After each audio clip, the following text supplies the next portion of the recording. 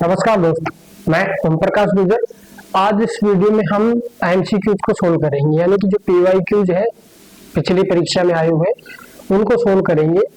लगभग इस वीडियो में 250 से प्लस पीवाईक्यूज रहेंगे पहले चैप्टर पुनर्जागरण में। तो जितनी भी परीक्षाएं हुई है ना, जिसमें पुनर्जागरण का जो चैप्टर आया है, उन सभी परीक्षाओं में जो प्रश्न आए हुए हैं उन सारों का निचोड़ यहाँ पर देने वाला हूँ। तो निश्चिंत हो जाइए, आप पूरे प्रश्न पढ़ेंगे इसी में से।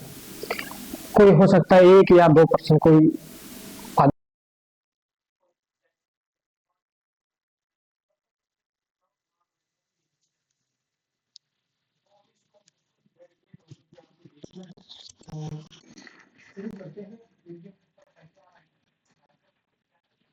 लीजिए। यहाँ पर सारी की सारी क्लासें फ्री दी जाती हैं, फ्री चल रहा है, तो आपको केडीआई को सब्सक्राइब करना है।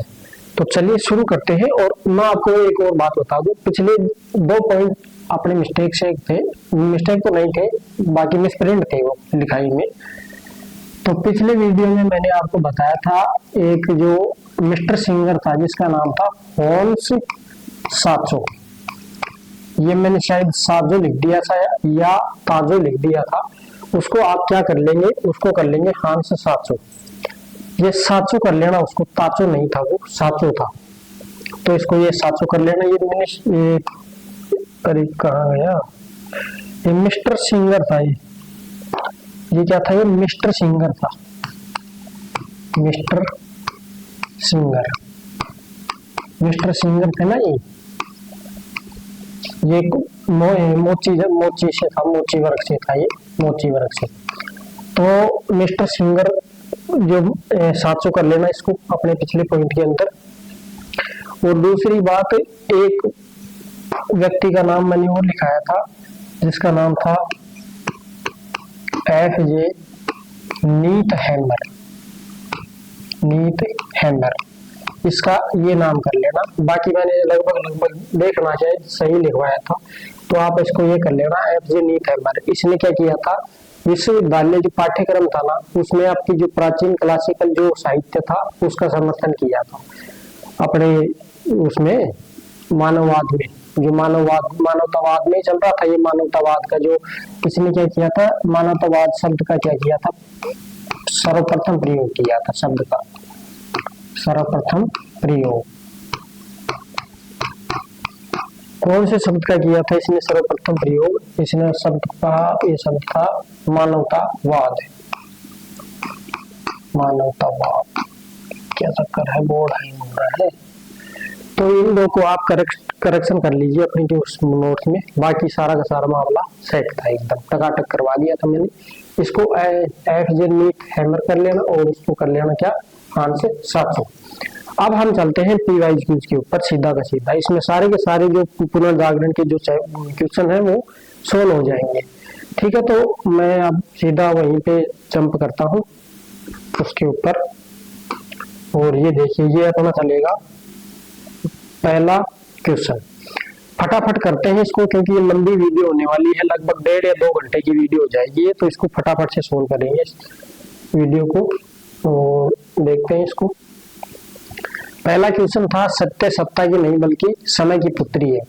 तो ये जो है किसने किया था, ये कोट किसका है, ये फ्रांसिस बेकन का है। मैंने लिखवा रखा है, हालांकि सारा का सारा कंप्लीट करवा दिया है। एग्जाम स्मार्ट ट्रिप्स के बारे में अगर बात करें तो फ्रांसिस बेकन को उनकी वैज्ञानिक सोच के लिए जाना जाता है।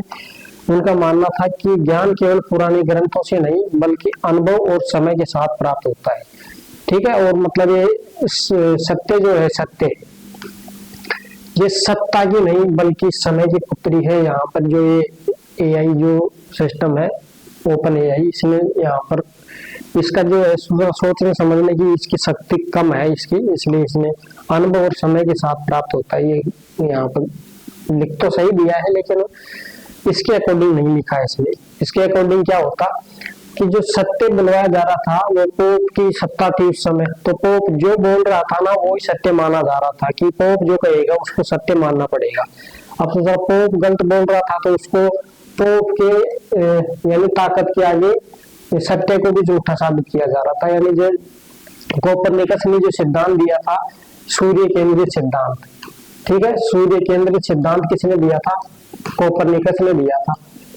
ठीक है, तो इस सूर्य केंद्रित सिद्धांत को गलत साबित किया जा रहा था पोप के द्वारा, इसलिए इसने कोट किया था फ्रांसिस बेकर ने। क्या कहा था कि सत्य जो है ना, ये सत्ता की नहीं, यानी कि अब पोप चला गया है तो अब सत्य तो सामने आएगा, तो सत्य जो है ये सत्ता का नहीं है, बल्कि किसकी पुत्री है? समय की पुत्री। यानी कि समय बदला जब सारी बातें सामने आने लग गई असलियत में। अब आप देख रहे हैं, आप सैटेलाइट के द्वारा दिखाया जा रहा है कि भाई अपना वास्तविक नक्शा ये है, लेकिन पोप वगैरह ये लोग बोलते थे कि नहीं जी, ये बीच हमारा ये है, धरती ऐसी नहीं है वैसी है, सूर्य जो है धरती के चक्कर नहीं लगाता, बल्कि सूर्य जो है धरती के चक्कर लगाता है।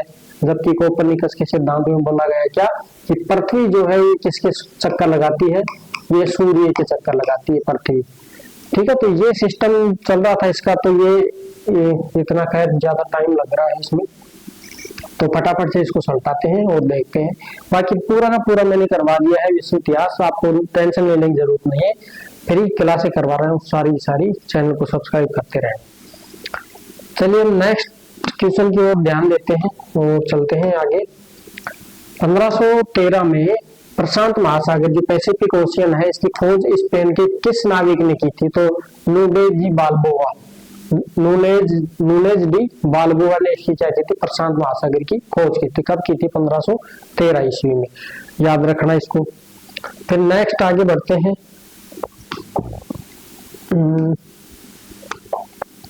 जर्मनी के मेंज नगर में 1454 में प्रथम छापाखाना का आविष्कार किसने किया था? जोहानसेन गुटेनबर्ग ने। ये जोहानसेन गुटेनबर्ग था जिसने 1454 के अंदर जर्मनी का एक शहर पड़ता है मेंज नगर, वहां पर प्रथम छापाखाना स्थापित किया था और 31 पेज की अपनी प्रथम पुस्तक लॉन्च की थी इसने उसी के जरिए। ठीक है भाई, तो अब आगे बढ़ते हैं। निम्नलिखित में से कौन सी रचना मैकियावेली की नहीं है? देखो है जो तो है, लेकिन यहाँ पर क्या पूछा जा रहा है? ये नहीं है, इसमें कंफ्यूज हो जाओगे। नोवेम ऑर्गेनम, ये नोवेम ऑर्गेनम ये रचना है, नहीं है इसकी। बाकी द प्रिंस भी लिखा है इसने, आर्ट ऑफ वार भी लिखा है, फ्लोरेंस का इतिहास भी इसने लिखा था, और 4-5 किताबें मैंने पूरी की पूरी सारी कंप्लीट करवा रखी है, उसको भी आप ध्यान से देख लेना। तो ये फ्रांसिस बेकन की रचना थी, कौन सी? नोवेम ऑर्गेनम। ठीक है भाई, तो इसको आपको ध्यान देना है। पुनर्जागरण काल का वह कलाकार जिसे मूर्ति कला का प्रथम प्रवर्तक माना जाता है, बताइए कौन था? दानोतेल्लो ने, ये जो है डेविड है, प्रथम नगर मूर्ति है पुनर्जागरण काल की। इस डेविड की मूर्ति को बनाया था किसने? दानोतेल्लो ने प्रथम बार। हालांकि डेविड की मूर्ति को माइकल एंजेलो ने बनाया था, लेकिन वो तांबे की मूर्ति थी।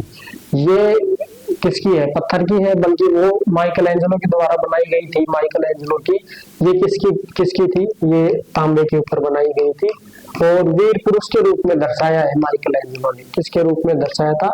वीर पुरुष के रूप में इसको दर्शाया था, याद रखना इसको। नेक्स्ट आगे बढ़ते हैं। फ्लोरेंस के चर्च के मुख्य द्वार पर ओल्ड टेस्टामेंट, फ्लोरेंस के चर्च के मुख्य दरवाजे यानी कि उत्तरी दरवाजे और पूर्वी दरवाजा दोनों मैंने पढ़ा रखा है, दोनों के ऊपर दृश्यों का चित्रण किया था। ओल्ड टेस्टामेंट के जो दृश्य थे, ये देखो ऐसे चित्रण किया था। किसने कहा था कि यह स्वर्ग में रखे जाने योग्य है? तो माइकल एंजेलो ने कहा था कि ये दोनों दरवाजे किसमें रखे जाने योग्य है? स्वर्ग में रखे जाने योग्य है। ये दोनों है, ये तांबे के ऊपर, कांसे के ऊपर बनाए गए थे। दोनों दरवाजों पे उत्कीर्ण किया गया था, ये कांसे के हैं। ठीक है, तो इसको थोड़ा जूम करके आपको ध्यान से देखना है। दोनों दरवाजे हैं, आराम से देख सकते हैं। इनको स्वर्ग का द्वार कहा गया है। और नेक्स्ट चलते हैं। On the revolution of celestial bodies, ये कोपरनिकस की है, जिसके अंदर सूर्य केंद्रित सिद्धांत दिया गया था। मैंने अभी आपको बताया ना, सूर्य के चारों ओर सारे ग्रह चक्कर लगा रहे हैं। तो ये कौन सी पुस्तक है? किसकी है पुस्तक? ये है कोपरनिकस की पुस्तक है। इसको पब्लिश कब किया गया था? 1543 ईस्वी के अंदर इसको पब्लिश किया गया था। कोपरनिकस के इसमें सिद्धांत दिए गए हैं। यानी कि सूर्य जो है केंद्र में है, बाकी जो ग्रह हैं इसके किसकी चक्कर लगा रहे हैं, किसके, सूर्य के चक्कर लगा रहे हैं सारे ग्रह। नेक्स्ट आगे बढ़ते हैं। चुंबक की खोज और चुंबकत्व का सिद्धांत इंग्लैंड के किस वैज्ञानिक ने दिया था? तो विलियम गिलबर्ट के द्वारा इसको दिया गया था। पृथ्वी स्वयं एक विशाल चुंबक की तरह व्यवहार करती है, किसने कहा था? गिलबर्ट ने कहा था। और ये चुंबक का यहाँ पर चित्र बना रखा है, इसमें नॉर्थ और साउथ को दर्शा रखा है कि चुंबक जो है पृथ्वी के नॉर्थ और साउथ डायरेक्शन के अंदर चुंबकत्व का कार्य करती है पृथ्वी, क्योंकि पृथ्वी के अंदर क्या पाया जाता है? आयरन पाया जाता है। तो ये दोनों जो है किसका काम करती है? चुंबकत्व का काम करती है। पुनर्जागरण में वास्तुकला यानी कि आर्किटेक्चर की किस नई शैली का जन्म हुआ था? तो क्लासिक शैली का जन्म हुआ था। कहाँ पर? पुनर्जागरण के यूरोप के इतिहास में। तो ये तो थी गोथिक शैली, जहाँ पर लंबे लंबे ये सुए से निकले होते हैं, है ना, गिरजाघरों के ऊपर। तो ये तो गोथिक शैली थी, मैंने हालांकि बता रखा है, सारा का सारा समझा भी रखा है। और ये थी क्लासिकल शैली यानी कि गुंबदाकार, ये चोटी थी पहले, फिर इसको गुंबदाकार यानी कि जो इसके मेहराब है, इन मेहराबों को कैसा किया गया था? गोलाकार किया गया था पुनर्जागरण के काल के अंदर। ठीक है, इसको ध्यान रखना है। और आगे बढ़ते हैं। नेक्स्ट 1569 में पृथ्वी का पहला बेलनाकार मानचित्र किसके द्वारा बनाया गया था? तो मर्केटर के द्वारा बनवाया गया था। देखिए कोई पॉइंट ऐसे होते हैं जो बीच बीच में छूट जाते हैं, बीच बीच में छूट जाते हैं कोई पॉइंट। तो मैं अब सारे के सारे जितने पॉइंट छूटे हुए हैं उनको यहाँ पर कवर करने वाला हूँ। तो आपको इनको मोस्ट याद रखना है, क्योंकि एग्जाम की दृष्टि से वेरी इंपॉर्टेंट क्वेश्चन है। ठीक है, ये वेरी वेरी इंपॉर्टेंट क्वेश्चन है ऐसे। और सारे के सारे क्वेश्चन मैं आपको करवा रहा हूँ, निश्चिंत होकर के। आपको इसमें से लगभग पुनर्जागरण का अगर कहीं पूछा जाएगा तो यहाँ से पूरे के क्वेश्चन है 255 के समथिंग ये क्वेश्चन है होने वाले हैं। तो ये पहला मानचित्र हालांकि ऐसा नहीं था, ये पहला मानचित्र इसके द्वारा गलत है, ये छाप दिया इसको, अलग ही चपटा आकार में बनाया था इसने, मर्केटर ने, इस मानचित्र को। नेक्स्ट आगे ध्यान देते हैं। किस पुस्तक में यूरोप में फैली भयंकर बीमारी ब्लैक डेथ का वर्णन मिलता है? तो ब्लैक डेथ ये डेकामेरॉन पुस्तक किसकी थी? बोकासियो की। बोकासियो की पुस्तक थी डेकामेरॉन। और बोकासियो की इस पुस्तक में कब का वर्णन मिलता है? 1348 में। कौन सा रोग फैला था? 1348 में एक रोग फैला था ब्लैक डेथ यानी कि काली महामारी फैली थी, जिसका वर्णन कौन सी किताब में किया गया है? डेकामेरॉन में, बोकासियो की पुस्तक थी। नेक्स्ट आगे ध्यान देते हैं। प्रसिद्ध मंगोल सम्राट कुबलाई खान के दरबार में मार्को पोलो कब गया था? तो 1272 के अंदर गया था मार्को पोलो। और उसके बाद में जो है मार्को पोलो जब गया ना इसके कुबलाई के दरबार में, सम्राट कुबलाई खान के दरबार में, तो उससे प्रभावित होकर के दो विद्वान और गए थे। एक का नाम था वास्को डी गामा भारत गया था, और कोलंबस गया था कहाँ पर? अमेरिका। तो एक कोलंबस और वास्को डी गामा दोनों व्यक्ति इससे प्रभावित हुए थे। किससे प्रभावित हुए थे? मार्को पोलो से प्रभावित हुए थे। ठीक है, तो ये मार्को पोलो है जो कहाँ पर जा रहा है? मंगोल शासक कुबलाई खान के दरबार में पहुंच रहा है। इसको आपको याद रखना है। ठीक है भाई, नेक्स्ट आगे बढ़ते हैं। कोपरनिकस के सिद्धांत का समर्थन करने के कारण किस विचारक को जिंदा जला दिया गया था? देखो पोप के द्वारा जला दिया गया था इसको, ये ब्रूनो था। ब्रूनो को क्या कर दिया गया था? जिंदा जला दिया गया था, क्योंकि सिद्धांत जो चल रहा था इसका कि सूर्य जो है केंद्र में है और बाकी जो ग्रह है इसके क्या लगाते हैं? चक्कर लगाते हैं। तो सूर्य पोप जो है उनको तो सूर्य दिखाई दे रहा है कि भाई उग रहा है, छिप रहा है। तो पोप ने ये कहा था कि सूर्य लगा रहा है पृथ्वी के चक्कर। बेवकूफो, पृथ्वी नहीं लगा रही है। पृथ्वी तो देखो हम एक जगह ही है। अब देखो सूर्य सुबह उगता है और शाम को देखो इधर जाता है, तो ये सूर्य लगा रहा है ना चक्कर। सबके सब बेवकूफ है, पोप ज्ञानी है। इसलिए इसने ये कहा था कि ना पोप तो बेवकूफ है और ये सूर्य जो है कहीं नहीं चक्कर लगा रहा, बल्कि ये पृथ्वी चक्कर लगा रही है चारों तरफ सूर्य के। तो इसको उठा करके सूर्य आग में फूंक दिया इसको, ब्रूनो को। ठीक है, आपको यहाँ पर इसको ध्यान रखना है। निम्नलिखित में कौन सा पुनर्जागरणकालीन संगीत है? पुनर्जागरणकालीन संगीत से संबंधित नहीं था, यानी कि संगीतज्ञ कौन सा नहीं था। मैंने करवाया था आपको जॉन बुल भी करवा रखा है, पोलस ट्राइना मैंने वैसे बोला था, हालांकि लिखाया नहीं था, और संत एम्ब्रोस, और मैंने आपको लिखवाया था एक नाम और था जिसको बोलते हैं Edward William Burt. William Burt भी इसमें संगीतज्ञ था, विलियम बर्ट, इसको भी लिख लेना। विलियम बर्ट भी मैंने लिखवा रखा है। बाकी फॉल्स नहीं था ये जॉन बुल भी लिखवा रखा है, ये संत एम्ब्रोस भी लिख लेना, पोलस ट्राइना भी लिख लेना, विलियम बर्ट भी लिख लेना, और मस्किन दास, इस मस्किन दास को भी लिख लेना, ये भी था। विलियम बर्ट, मस्किन दास, जॉन बुल, संत एम्ब्रोस और पोलस ट्राइना, इसको भी आप लिख लेना, क्योंकि ये पुनर्जागरण काल के समय प्रमुख क्या थे, संगीतज्ञ थे। तो नोट करते रहना, चलते रहना आगे।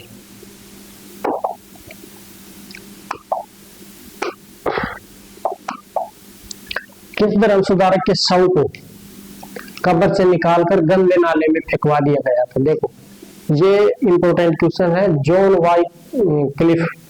वाई क्लिफ का एक शव था जिसको निकाल करके और पोप की आज्ञा से उसको कहां पर फेंकवा दिया गया था? नाले में फेंकवा दिया गया था, क्योंकि जब पोप की इच्छाओं के विरुद्ध चल रहा था कोई भी, उसको ऐसा ही किया जा रहा था, ठीक है, या तो मौत की घात उतार रहे थे उसको, या फिर उसको उसके मतलब शवों के साथ छेड़खानी कर रहे थे। धर्म सुधार आंदोलन का प्रातःकालीन तारा कहा जाता है किसको? इसको जॉन वाइक्लिफ को। ये सच्चाई के साथ था, बल्कि पोप के साथ नहीं खड़ा था।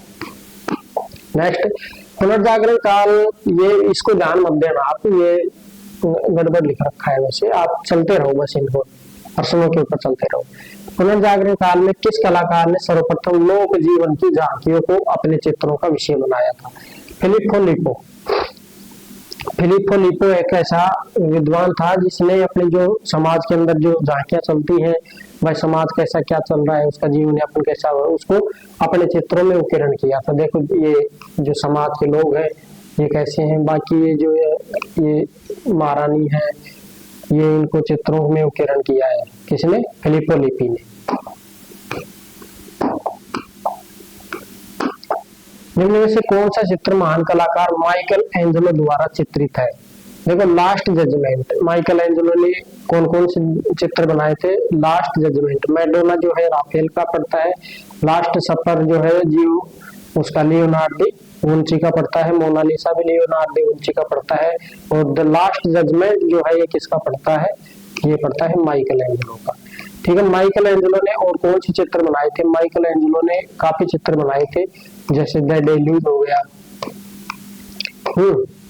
और जो है आपका the dividing of the darkness, dividing the earth, creating the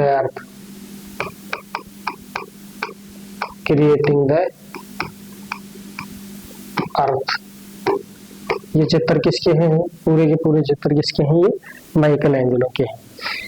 और ये द लास्ट जजमेंट भी बना रखा, लास्ट सफर जो है ये लियोनार्डो विंची का है, इसको आपको याद रखना है। लास्ट सफर, सफर का मतलब होता है अंतिम भोज, तो लास्ट सफर, ये ईसा मसीह का लास्ट सफर बनाया गया था चित्र, वो तो लियोनार्डो विंची का था, जबकि लास्ट जजमेंट जो अंतिम निर्णय का चित्र बनाया गया था वो किसका था? माइकल एंजेलो का था।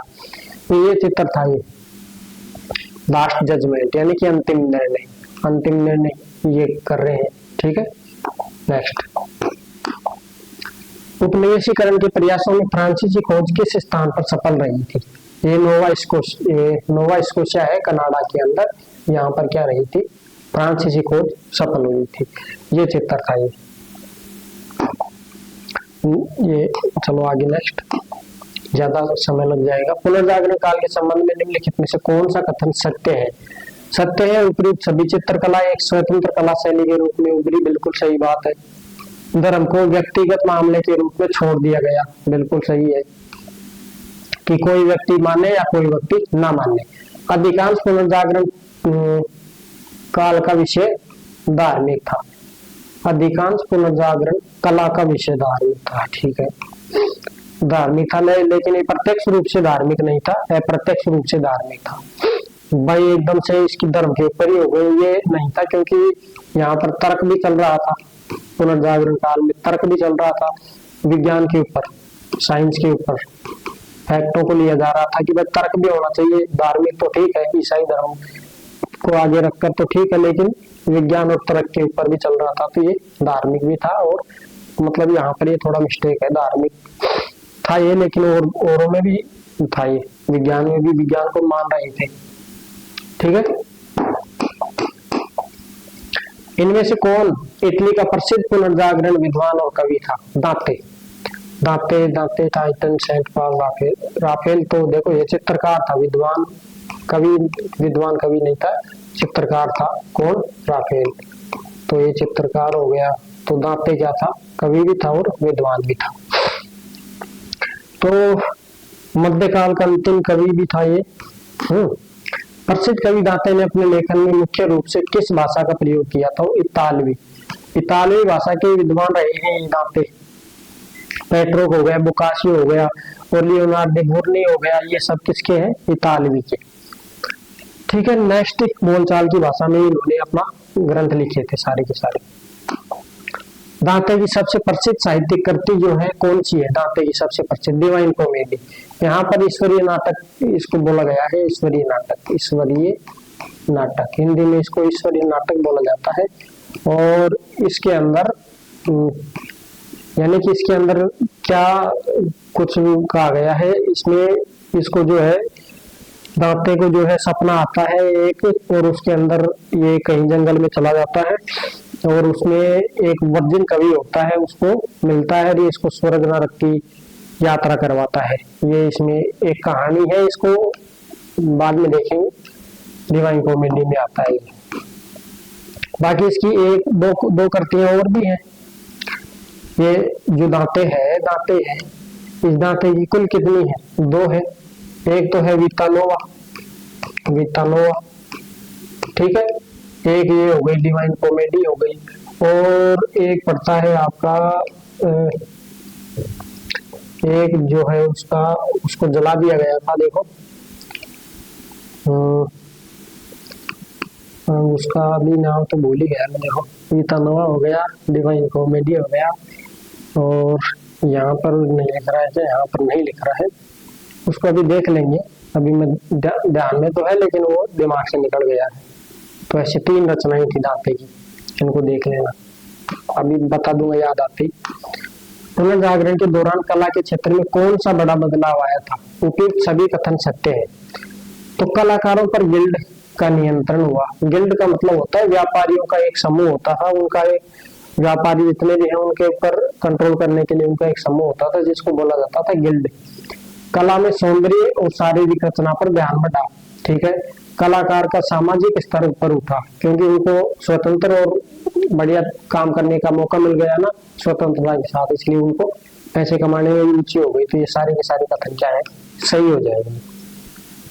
कारीगर थे, रचनाकार और विद्वान का दर्जा मिल गया था इनको। निम्न में से कौन सा प्रसिद्ध कलाकार जन्म फ्लोरेंस में नहीं हुआ था? राफेल का जन्म फ्लोरेंस में नहीं हुआ था। ये इसका जन्म जो है ये कहाँ हुआ था? उर्बिनो में। उर्बिनो एक शहर पड़ता है जो नीचे पड़ता है यहाँ पर, उर्बिनो शहर। बाकी फ्लोरेंस में जो अधिकांश जो है कवियों का जन्म हुआ था, विद्वानों का, गिबर्टी हो गया, दानतेलो हो गया, फिलिप्पी हो गया, तो फ्लोरेंस में नहीं हुआ था इनका, फ्लोरेंस में हुआ था इनका, फ्लोरेंस में नहीं हुआ था, उर्बिनो का हुआ था। माइकलएंजेलो हो गया, दांते हो गया, पेट्रोक हो गया और मैकियावेली हो गया, इनका सबका जन्म कहाँ पर हुआ था? फ्लोरेंस नगर में हुआ था। ठीक है, तो आपको यहाँ पर कंफ्यूज किया जा सकता है, थोड़ा बच के रहना। मध्ययुगीन न्यूयॉर्क की प्रमुख विशेषता क्या थी? सामंतवाद। क्योंकि सामंतवाद जो चल रहा था, राजा है, देखो ये यहाँ पर चल रहा है ना, ये राजा हो गए, ठीक है। फिर यहाँ पर जो है ये नाइट्स है, इनको नाइट्स बोला जाता है, पर बता रखा है अच्छे से। पृष्ठभूमि देखना आप, पुनर्जागरण का पहला वीडियो चला रखा है मैंने पृष्ठभूमि के नाम से, उसमें सब कुछ समझा रखा है। यहाँ पर ये राजा हो गए, नाइट्स हो गए, और यहाँ पर ये जनता है जिसके ऊपर नाइट्स जो है अत्याचार कर रहे हैं, इनसे काम करवा रहे हैं, इनसे जो है सेना इकट्ठी कर रहा है ये, फिर ये सेना इसको दे रहा है। तो ये पूरा सिस्टम मैंने आपको बता रखा है। आगे नेक्स्ट बढ़ते हैं। आगे ऐसे प्रश्न पूरे नहीं होंगे, फटाफट देख लीजिए। प्राचीन महाकाव्य पैराडाइज लॉस्ट के लेखक कौन था? John Milton. बाकी ये तीन नहीं थे, इसको याद रखना। जॉन मिल्टन, जॉन है, ये डे है, जॉन मिल्टन। ठीक, चलिए नेक्स्ट। यह सिद्धांत किसने खंडित किया कि सूर्य पृथ्वी के चारों ओर चक्कर काटता है? कोपरनिकस, क्योंकि सूर्य केंद्रित सिद्धांत इसने दिया था। Heliocentric theory. संपूर्ण पृथ्वी की गोलाकार समुद्री यात्रा करने वाला विश्व का पहला नागरिक कौन था? मैगलन। मैगलन ने क्या किया था? पूरी पृथ्वी के गोलाकार परिक्रमा की थी पैदल। ठीक है, मतलब जहाजों में। जॉन मिल्टन ने चार्ल्स प्रथम को फांसी दिए जाने का समर्थन किस शासक के काल में किया? ओलिवर क्रॉमवेल ने। ठीक है, ये बी ऑप्शन इसका सही आ जाएगा। हालांकि कई पॉइंट आएंगे आपको जो मैंने आपको करवाए नहीं थे, वो इसमें कवर हो जाएंगे। पुनर्जागरण काल में मूर्ति शिल्प यानी कि शिल्पीकार जो थे, मूर्ति शिल्प के संदर्भ में क्या विशेष परिवर्तन हुआ? मूर्ति शिल्प एक स्वतंत्र कला के रूप में उभरी। मैंने अभी थोड़ी देर पहले क्या बताया था कि स्वतंत्रता मिल गई थी इनको मूर्ति बनाने, चित्र बनाने की। ये जो है डेविड की मूर्ति है नगर, प्रथम पुनर्जागरण की प्रथम नगर मूर्ति कौन सी है? डेविड की। बोलचाल की भाषा यानी कि वर्नाक्युलर में साहित्य सर्जन करने वाला प्रथम व्यक्ति कौन था? दांते। दांते ने ही प्रथम क्या की थी? दांते ने लैटिन के बजाय आम जनता की भाषा को चुना, जो बाद में इटालियन भाषा का क्या बनी? आधार बनी। नेक्स्ट। पुनर्जागरण का अग्रदूत किसे माना जाता है? तो भी किसका है? दांते का। ये पुनर्जागरण का अग्रदूत है कौन? दांते। किसको राजा को चर्च का प्रधान स्वीकार करने से इनकार करने पर प्राणदंड दे दिया गया? थॉमस मूर। थॉमस मूर ने क्या कहा था? ये मतलब राजा जो था इनका, ये बोल रहा था कि भाई मैं जो है किसका प्रधान बनूंगा? चर्च का। तो ये पहले से चर्च से जुड़ा हुआ था थॉमस मूर, इसलिए इसने मना कर दिया कि आप मत जुड़िए, तो इसको फांसी दे दिया गया।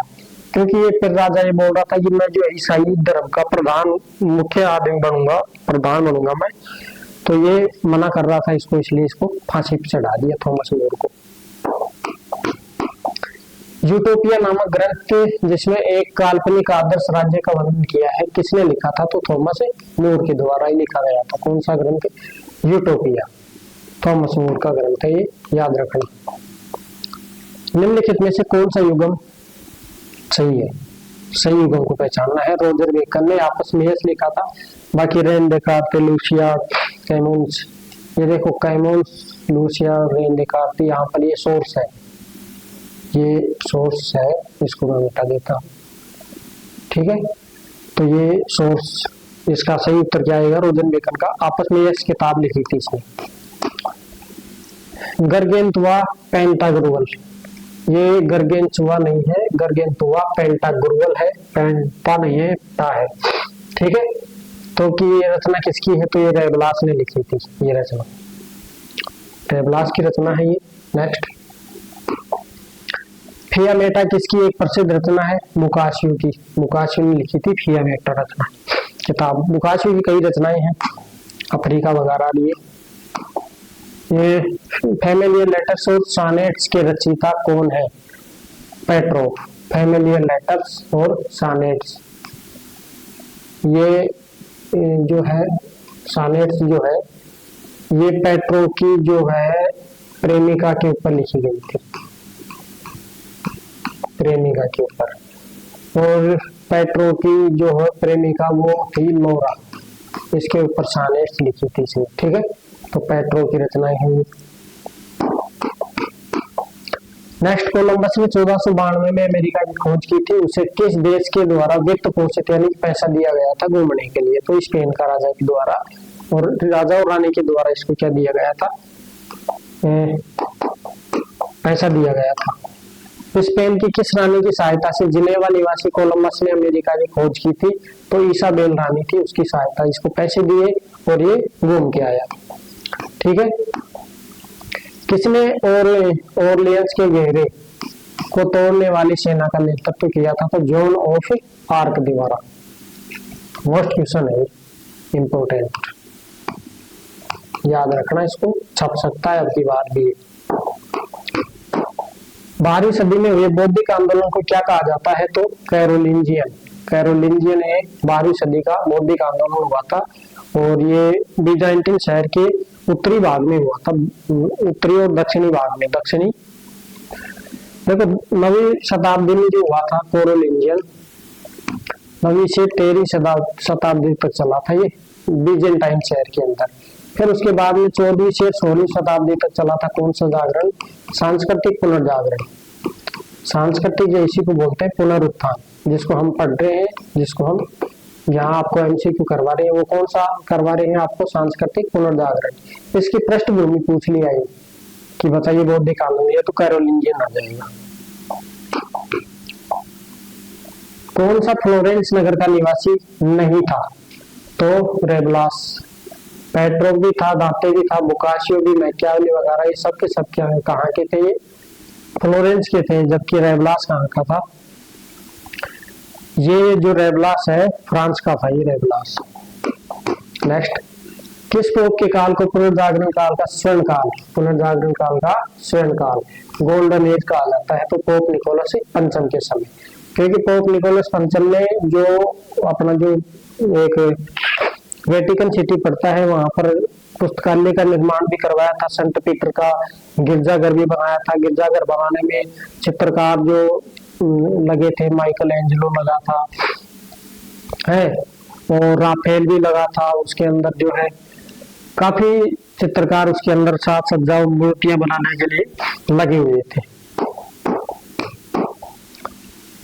लेटर्स ऑफ ऑब्सक्योर मैन किसकी रचना है? लेटर्स ऑफ ऑब्सक्योर मैन, तो ये आ जाएगी उल्रिक वान हट्टन की। नेक्स्ट, बौद्ध भिक्षुकों के लिए थी रचना। 1519 में हर्नान कार्टेस की खोज किसने की थी? तो ये हर्नान कार्टेस ने किसकी खोज की थी? मैक्सिको की। ठीक है।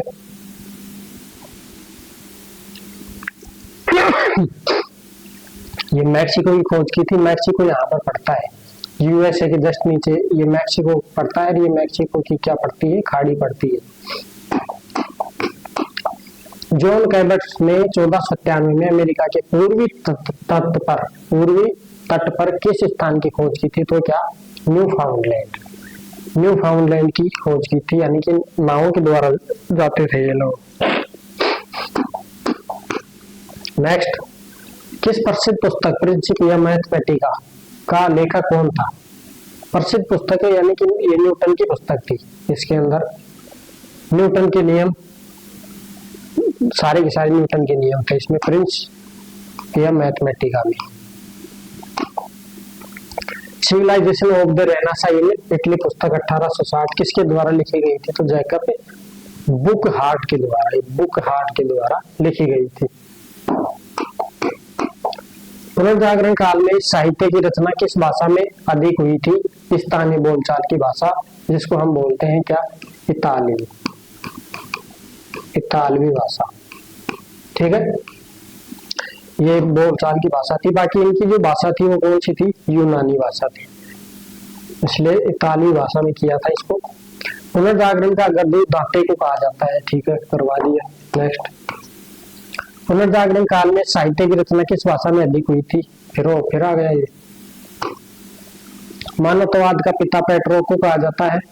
निम्न में से किस पुस्तक की रचना मैकियावेली ने नहीं की थी? हाँ, गुड, इसने की डेकेमेरोन।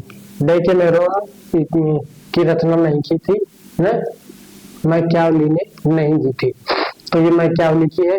History of Florence, the Prince, art of war, ये किसकी नहीं है? मैकियावेली। निम्न में से किस पुस्तक की रचना मैकियावेली ने नहीं की थी? डेकेमेरोन बोकाशियो की रचना है। बोकाशियो को, हाँ सही है, इतालवी का गद्य पिता कहा जाता है। ठीक है, डेकेमेरोन की हो गई, बोकाशियो की। बाकी ये किसकी है, इसको देखना भी पर्सन मिस्टेक है। निम्न में से किस पुस्तक की रचना मैकियावेली ने नहीं की थी? History of Florence. History of Florence तो यार, हिस्ट्री ऑफ फ्लोरेंस, फ्लोरेंस का इतिहास तो मैकियावेली का ही है। The Prince, art of war, इसको छोड़ो, पर्सन को गलत है ये। नेक्स्ट, प्रसिद्ध रचना फिर आ गया।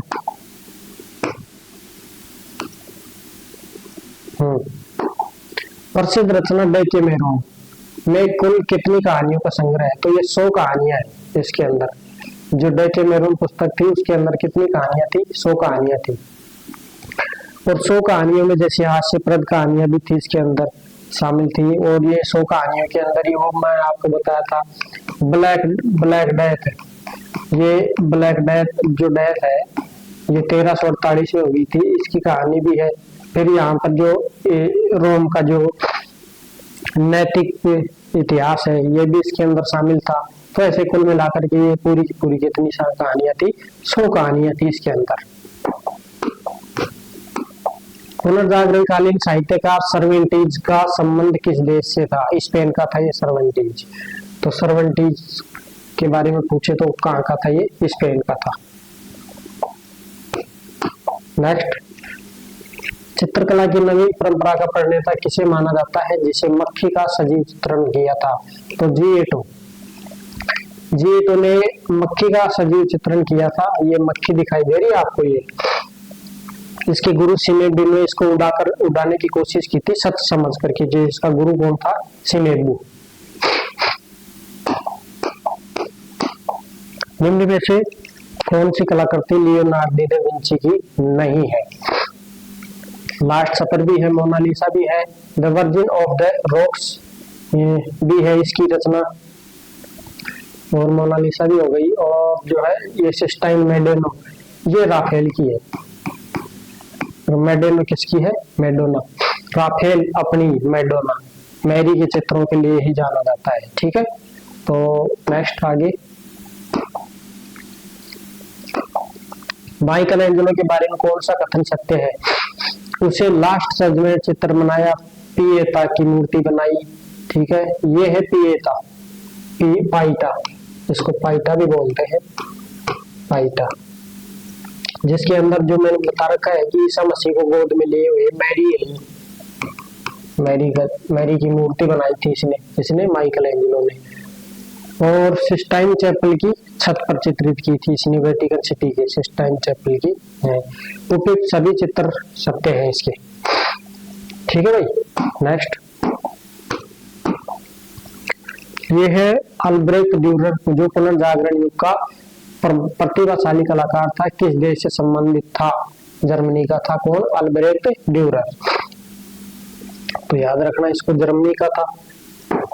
नेक्स्ट, रेनेसा मूल रूप से किस भाषा का शब्द है? तो ये कौन सी भाषा का है? रेनेसा फ्रेंच भाषा का मूल शब्द है, Renaissance.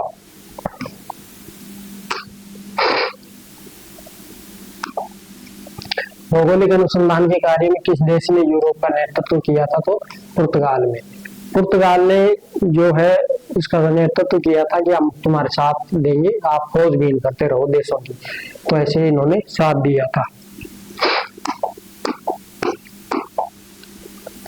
Vasco D gamma Bharat के कालीकट तट पर किस वर्ष पहुंचे थे? तो 1498 में कालीकट बंदरगाह पर पहुंचा वास्को डी गामा। और ये बार बार परीक्षा में पूछा जा रहा है क्वेश्चन।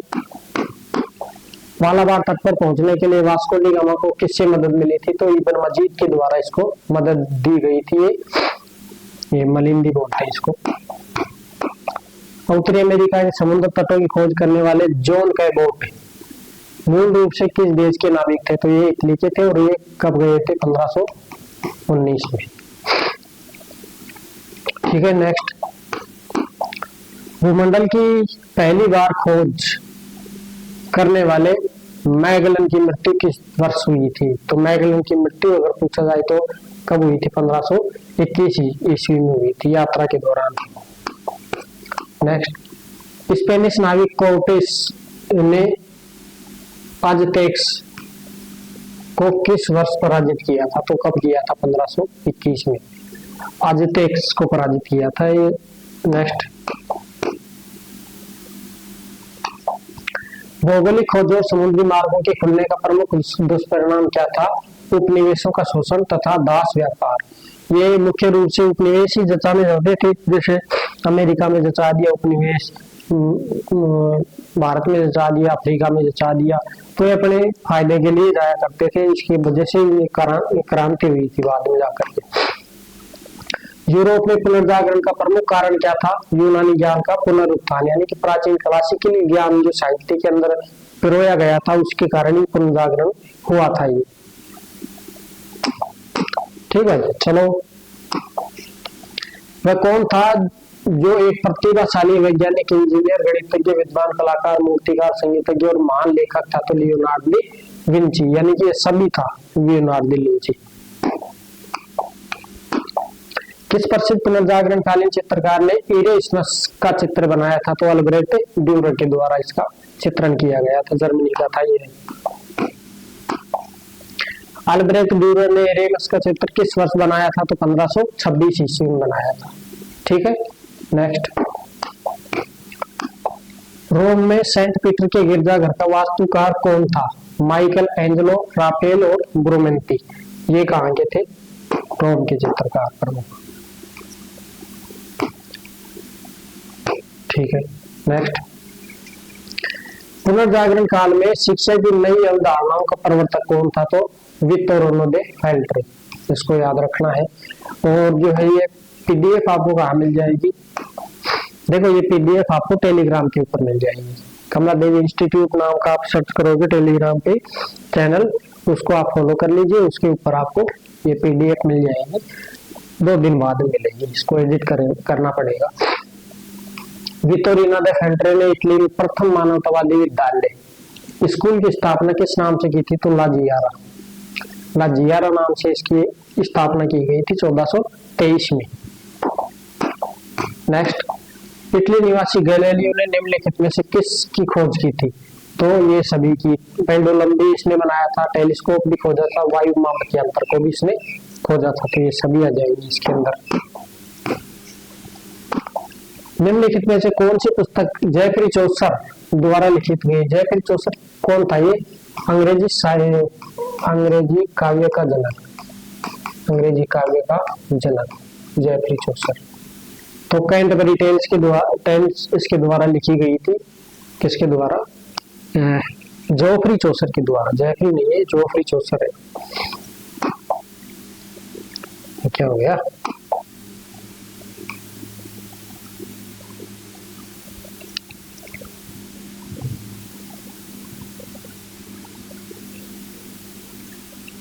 ठीक है,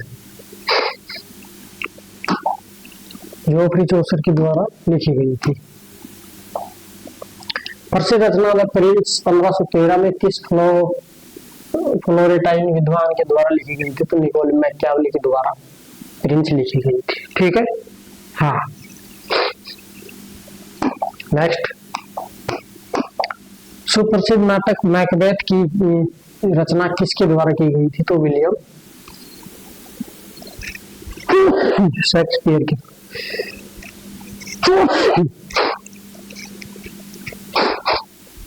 सुप्रसिद्ध नाटक मैकबेथ किसने लिखा था? विलियम शेक्सपियर के द्वारा लिखा गया था ये।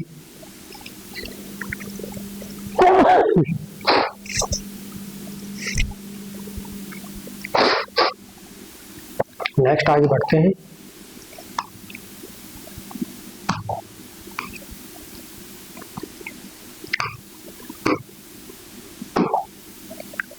एक बुरे से बुरे व्यक्ति में भी कुछ न कुछ मानवीय करुणा का अंश विद्यमान रहता है। विलियम शेक्सपियर के किस नाटक में उपयुक्त पंक्ति कही गई थी? तो ये मैकबेथ के अंदर कही गई थी ये पंक्तियां, इसको याद रखना।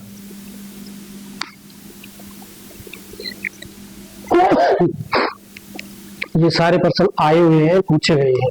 तो ये रिपीटेशन मारते हैं कई बार पर्सन। यूटोपिया नामक प्रसिद्ध पुस्तक के लेखक थॉमस मूर लिखवा दिया। देखिए मैंने उनके बारे में कौन सा कथन गलत है। फ्राड जैसी लेखक था, रचना थी ये बुकाशो की, ये गलत है। इसमें कुल 100 कहानियां है, ठीक है, हास्यप्रद कहानियां लिखवा दिया, पढ़ा दिया। नेक्स्ट, वेटिकन स्ट्रेंजर डेला सोगंतुरामी द स्कूल ऑफ एंथेस भित्ति चित्र किसने बनाया था? तो ये किसका है? राफेल के द्वारा बनाया गया था, स्कूल ऑफ एंथस। तो इस स्कूल ऑफ एंथस में जो है अरस्तु और प्लेटो के बारे में आपस में क्या किया गया था? संघर्ष, दर्शन का संघर्ष इसमें वर्णित है। राफेल द्वारा निर्मित द स्कूल ऑफ एंथेस में प्लेटो और अरस्तु का क्रम से किसका प्रतिनिधित्व किया गया? आध्यात्मिक और भौतिकवादी विचारों का।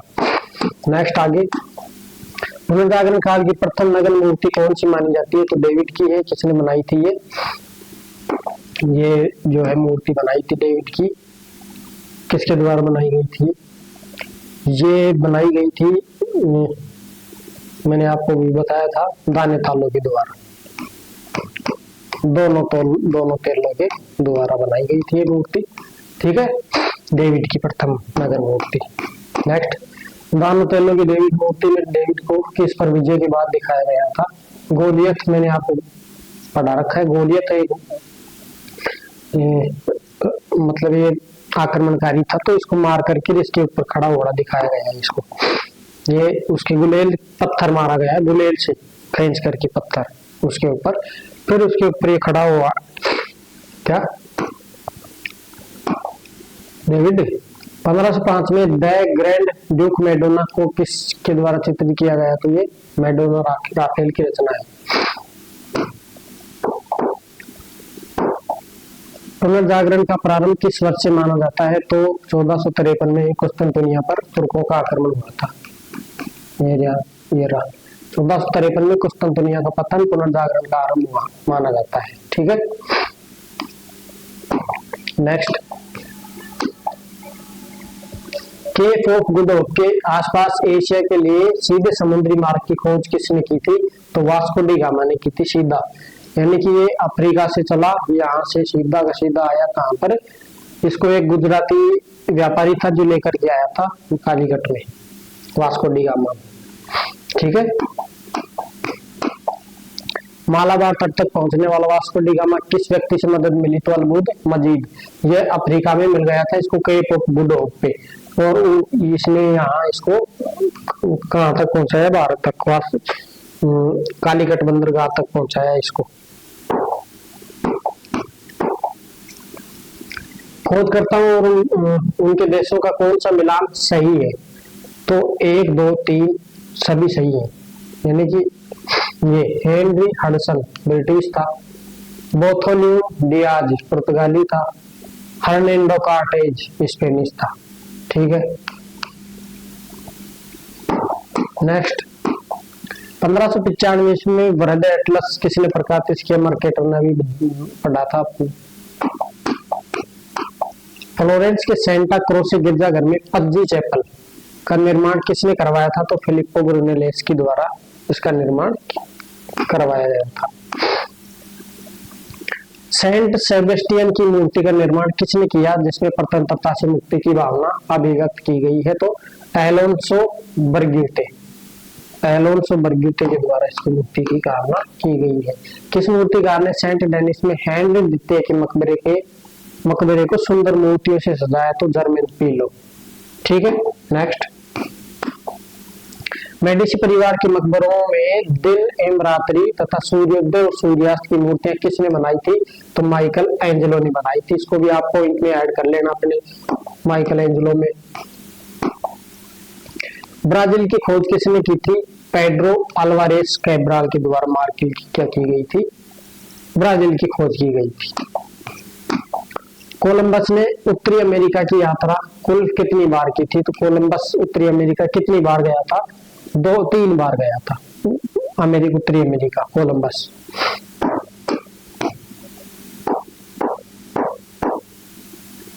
है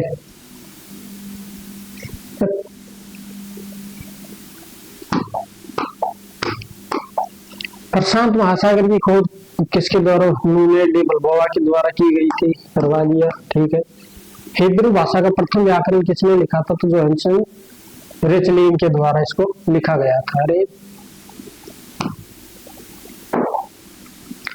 जोहानस रिचलिन के द्वारा, हाँ इसको मैंने आपको रिचमैन लिखवाया था तो इसको रिचलिन कर लेना वहां पर, रिचलिन रिचलिन, ये रिचमैन करवा दिया था, रिचलिन कर लेना इसको, हालांकि मैंने बोल दिया था रिचलिन कर लेना इसको। नेक्स्ट, निम्नलिखित में कौन सा चित्र अल्ब्रेक्ट ड्यूलर का नहीं है? नहीं पूछ रहा है। ये Melancholia, the four horsemen, knight, death and devil, ये भी मैंने लिखवा दिया था आपको कल। और the virgin with family of बेगा मास्टर मेयर, ये इसका नहीं है, ए ऑप्शन। प्रसिद्ध नाटक एज यू लाइक इट के रचयिता कौन है? तो शेक्सपियर, ये नहीं है, ये भी नहीं है, ठीक है। नेक्स्ट आगे, सेंट पीटर्स बेसिलिका कहाँ स्थित है? तो ये वेटिकन सिटी में पड़ता है, इटली में। ये पुडलिंग प्रक्रिया की स्टील बनाने का सर्वप्रथम विवरण जो है किसने दिया था? तो ये एग्रीकोला के द्वारा दिया गया था।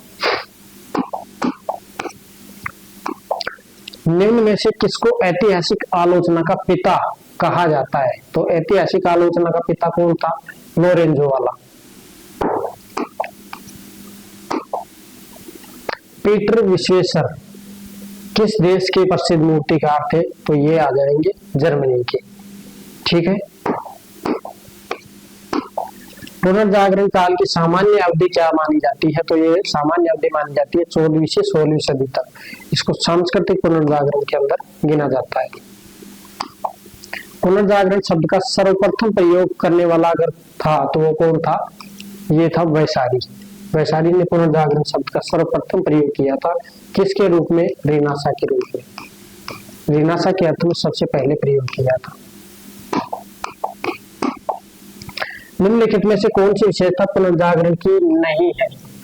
तो सामंतवाद का विकास नहीं था, पतन हुआ था इसका। मानवतावाद चली, ठीक है, बुद्धिवाद चली, सहज सौंदर्य की उपासना की गई, करवा रखा है अच्छे से, सब कुछ एकदम बढ़िया से करवा रखा है, उसको समझना आप। कई पॉइंट हैं जो मैं छूट भी गए हैं तो यहाँ पर कवर हो रहे हैं, ठीक है। अब ऐसा तो है नहीं कि आप पॉइंट टू पॉइंट ही एकदम एक्यूरेट ही याद होते हैं, चलता रहे, हो सकता है कोई भूल भी जाऊं, ठीक है। तो रोबोट तो हूं नहीं, इंसान हूं मैं। तो ये सामंतवाद का विकास नहीं हुआ था, इसमें पतन हुआ था सामंतवाद का, ठीक है। नेक्स्ट आगे, पुनर्जागरण की शुरुआत इटली में होने का मुख्य कारण निम्नलिखित में से कौन सा है? कौन सा एक ऐसा कारण है जो कि पुनर्जागरण हुआ इटली के अंदर? तो प्राचीन रोम सभ्यता का स्थल था ये, इसके कारण। और दूसरी बात है, यहाँ पर पोप के द्वारा पुनर्जागरण वासियों को, यानी पुनर्जागरण के विद्वानों को संरक्षण भी दिया जा रहा था पोप के द्वारा। तो पोप के द्वारा कला का संरक्षण भी किया जा रहा था और विद्वानों को संरक्षण भी दिया जा रहा था, दोनों ही काम किए जा रहे थे। तो इसके द्वारा रोम को ही चुना गया है। वैसे चुना जा रहा था किसको? फ्लोरेंस को, लेकिन फ्लोरेंस में कोई ऐसा संरक्षण नहीं था कि भाई इनको सुरक्षा दे सके, इसलिए किसको चुना गया? रोम को चुना गया, ठीक है। रोम में प्राचीन इनके आवास वगैरह ये बने हुए थे, तो प्राचीन सांस्कृतिक स्थल रहा ये, खंडर बने हुए थे, पुरानी हवेलियां बनी थी, किले बने थे, महल बने थे, इसलिए इसको चुना गया था। नेक्स्ट आगे फटाफट करते हैं। तुर्की साम्राज्य के विस्तार तरफ 1453 बाजेंटाइन विद्वानों की सबसे बड़ी शरण स्थली कौन सी थी? रोम, इटली, ठीक है। ये दौड़ करके यहाँ पर कॉन्स्टेंटाइनोपल जो कुस्तुनतुनिया है, यहाँ से सीधे अपने ग्रंथों को ले लेकर के कहाँ पर आ गए थे? इटली के रोम शहर में आ गए थे, यहाँ पर पुनर्जागरण हुआ था। इटली में पुनर्जागरण का सबसे बड़ा केंद्र कौन सा नगर था? तो पुनर्जागरण का केंद्र नगर तो कौन सा था? फ्लोरेंस, लेकिन फ्लोरेंस में हुआ नहीं था, ठीक है। मानवतावाद का जन्म स्थल माना जाता है, कलाकार सबसे ज्यादा कहाँ पर थे? फ्लोरेंस में थे, लेकिन पुनर्जागरण फ्लोरेंस में नहीं हुआ था, पुनर्जागरण का केंद्र रोम था। बाकी विद्वानों का शरण स्थली, विद्वान सबसे ज्यादा थे तो वो कहाँ के थे? फ्लोरेंस के। जबकि पुनर्जागरण की शुरुआत कहाँ से हुई थी? तो ये शुरुआत हुई थी रोम से, ठीक है। शुरुआत रोम से हुई थी, और जबकि इटली पुनर्जागरण का सबसे बड़ा केंद्र कौन सा नगर था? तो ये सबसे बड़ा केंद्र नगर नहीं था, सबसे बड़ा केंद्र तो ये रोम ही था। यहाँ पर सबसे बड़ा विद्वानों का केंद्र बोल सकते हैं हम इसको, विद्वानों का केंद्र, ठीक है, फ्लोरेंस। नेक्स्ट, इटली का वह नगर जो एड्रियाटिक की महारानी कहलाता है, तो ये एड्रियाटिक की महारानी कौन सा नगर? वेनिस, क्योंकि यहाँ पर समुद्री रास्ते होने वाले व्यापार और समृद्धि का प्रतीक था। कौन सा? वेनिस नगर। रोम भी था वैसे तो।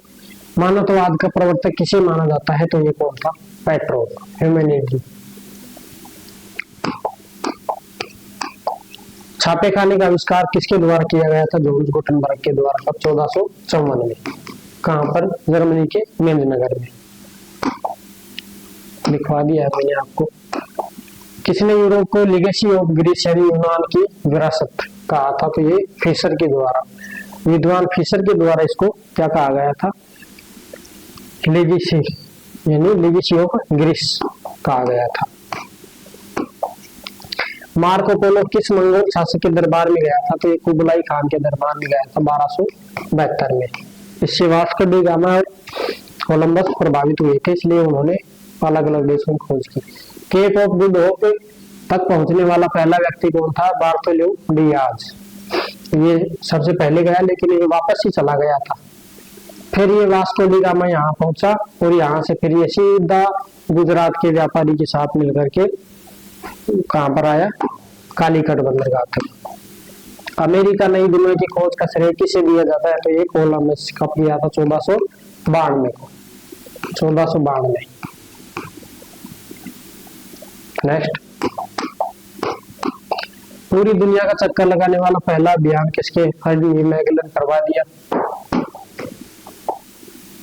किसने पेरू साम्राज्य यानी कि इंका सभ्यता की खोज की थी? तो फ्रांसिस पिजारो के द्वारा इसकी खोज की गई थी। नेक्स्ट, गुटेनबर्ग ने 1455 ईस्वी में प्रथम प्रिंटिंग प्रेस की स्थापना यूरोप में कहां की थी? मेंज नगर में। 1455 नहीं आएगा ये 1454 में आएगा, ठीक है, 1454 में स्थापना की थी इसकी।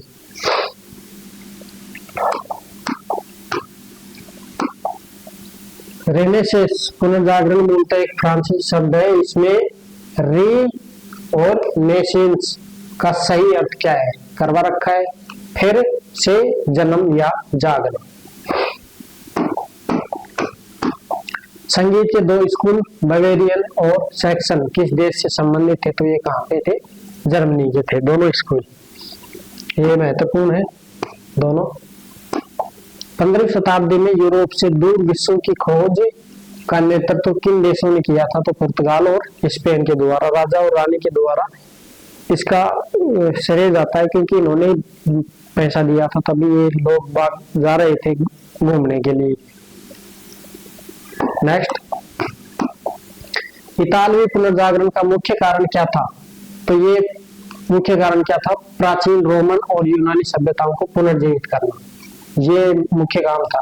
क्योंकि ये मध्यकाल के अंदर सब कुछ चौपट हो रहा था, तो उन्होंने प्राचीन काल के जो अपने बौद्धिक विकास जो साहित्य ग्रंथ है उनको उठाया और अपने जो नए नए जो ग्रंथ लिखे गए थे उनमें अपने आचरण जो पुरानी जो क्लासिकल ज्ञान था उसको ऐड किया उनके अंदर। नेक्स्ट, आगे बढ़ते हैं।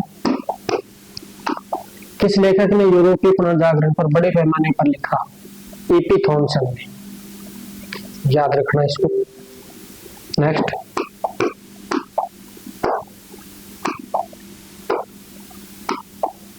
किस वैज्ञानिक ने सिद्ध किया कि मानव शरीर का काम रक्त के संचालन पर निर्भर करता है? तो ये कौन था?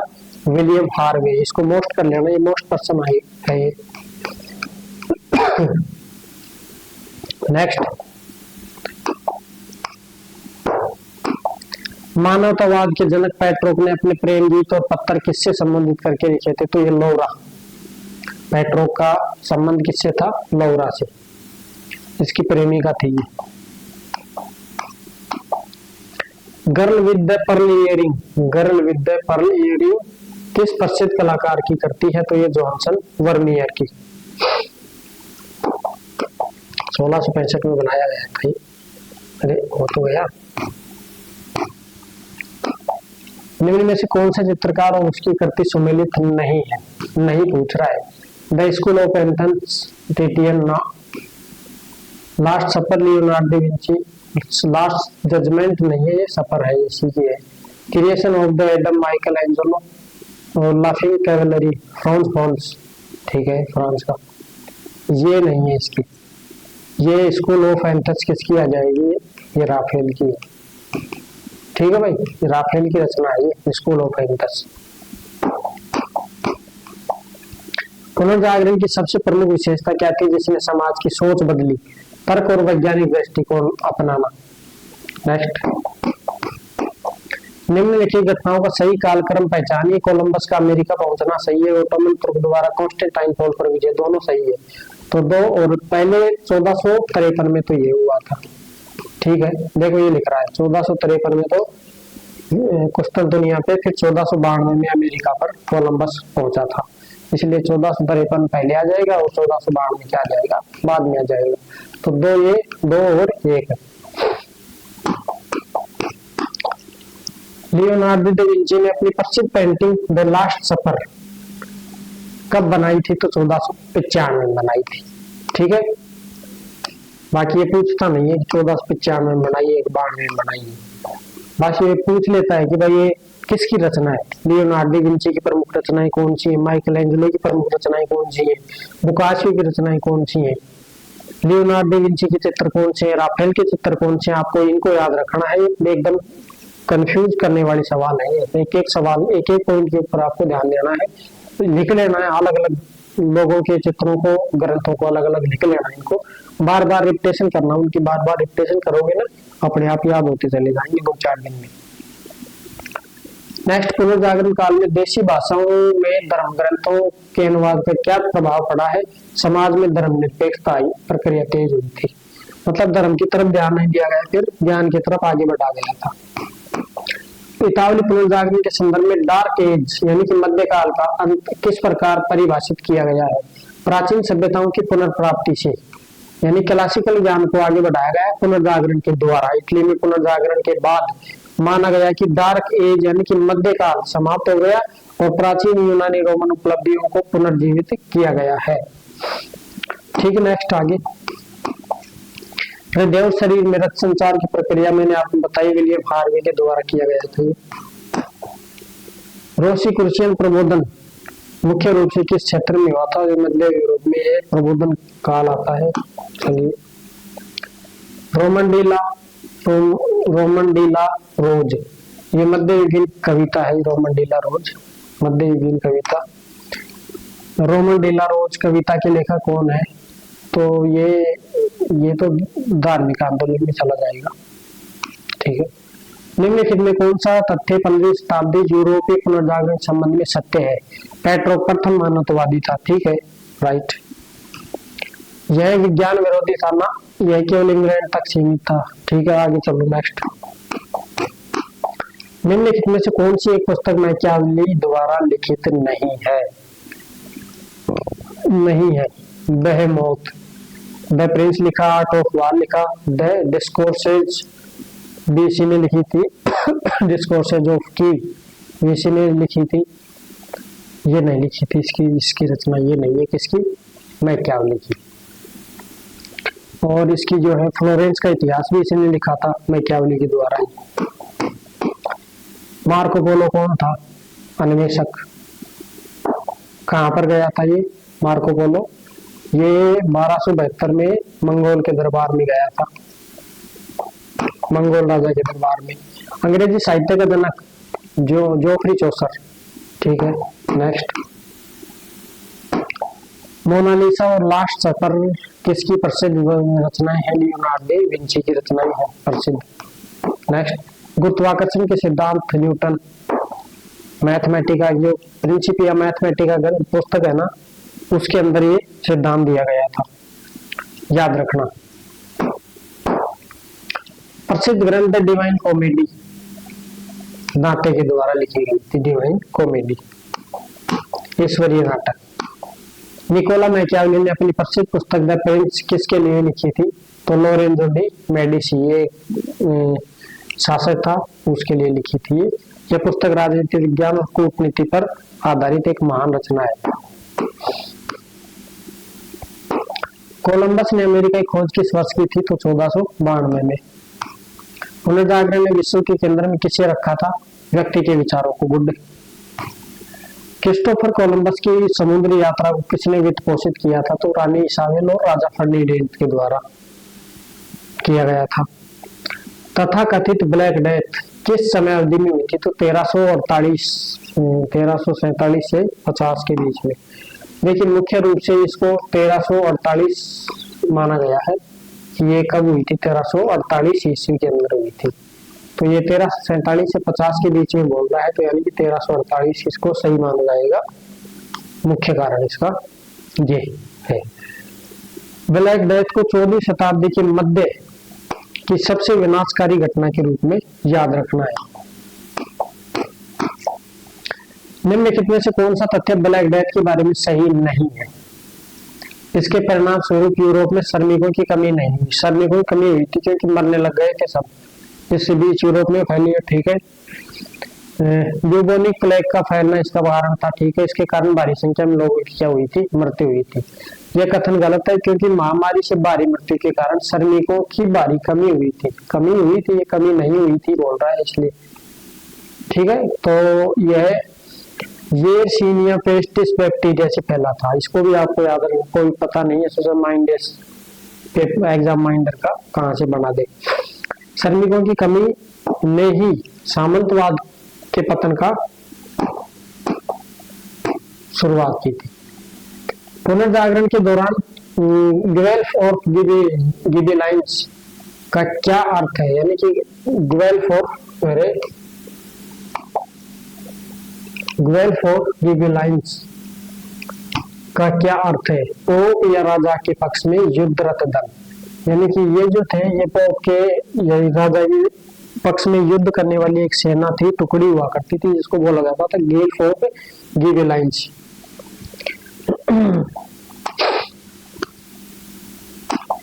मानववादियों का राजकुमार किसे कहा जाता है? इरेस्मस को मानववादियों का राजकुमार इरेस्मस है। इरेस्मस एक डच हॉलैंड लेखक थे, उन्होंने उसे यूरोप का विद्वान भी कहा जाता है। इसको क्या बोला गया है? इसको यूरोप का विद्वान भी बोला गया है। ये कई बार पूछा जा चुका है मोस्ट। बताइए यूरोप का विद्वान किसे कहा जाता है? तो यूरोप का विद्वान कौन था? इरेस्मस को कहा जाता है यूरोप का विद्वान। नेक्स्ट, नवजागरण का सबसे महत्वपूर्ण लक्ष्य क्या था? मानवतावाद, ठीक है। कुस्तुनतुनिया का पतन कब हुआ? 1453 में, ठीक है। उस चित्रकार का नाम बताइए जिसने सिस्टीन चैपल में द क्रिएशन ऑफ एडम को चित्रित किया था? तो माइकल एंजेलो हो जाएगा। हॉलैंड का वह प्रसिद्ध मानवतावादी साहित्यकार कौन था जिसे एक विश्व नागरिक की संज्ञा दी गई है? तो ये कौन था? इरेस्मस, विश्व नागरिक।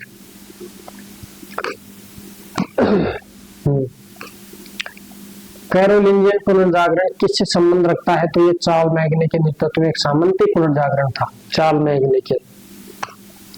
12वीं शताब्दी के पुनर्जागरण मुख्य रूप से क्या हुआ था? उपयुक्त दोनों, यानी अरस्तु की प्रारंभिक पुनः प्राप्ति हुई थी, विश्वविद्यालयों का उदय हुआ था। निम्नलिखित लेखों और उनकी कृतियों का सही मिलान करें। थॉमस मूर, थॉमस हॉब्स और सर्वेंटीज। देखिए सर्वेंटीज जो है इसने डॉन क्विक्सोट लिखी थी, सर्वेंटीज ने। थॉमस मूर की यूटोपिया है, तो ये आ जाएगा। बाकी बच गया ये थॉमस हॉब, ये लेवियोथन हो जाएगा। तो एक में ए आएगा, एक में ए आ गया, ठीक है। ये देखो 3 में 3 ही आएगा, 3 में 3 ही आएगा, ठीक है। और कहीं है ऐसा कोई? 3 में 3, 1 में 1, यहाँ पर 3 में 2 आए तो ये कट गया। तो 1 में 1 आएगा तो ये भी कट गया, 1 में 1 आएगा तो ये भी कट गया। तो उत्तर वैसे ही निकल रहा है, ठीक है। तो ये ठीक है। 12वीं शताब्दी यूरोपीय पुनर्जागरण के 2 प्रमुख बुद्धिजीवी कौन थे? थॉमस एक्विनास और विलियम ऑफ ओकहम। ये दोनों क्या आ जाएंगे? सही उत्तर बी ऑप्शन। थॉमस एक्विनास ने आस्था और तर्क को जोड़ने का प्रयास किया था। फिलीपींस में स्पेनी कॉलोनी स्थापित करने में कौन सफल रहा था? तो मिगुएल लोपेज डी